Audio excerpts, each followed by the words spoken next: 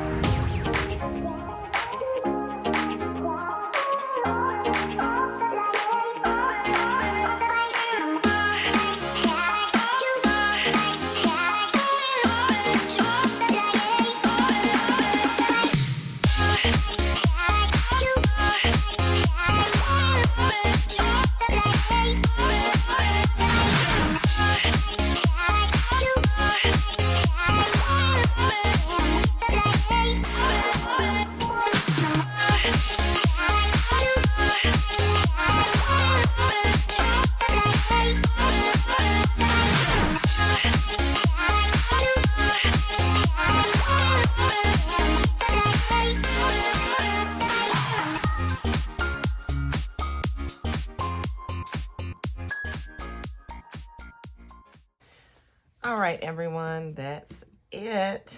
Let me go ahead and put these back on the disc.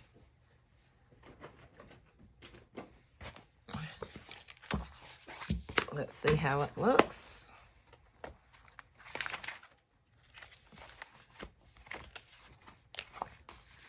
All right.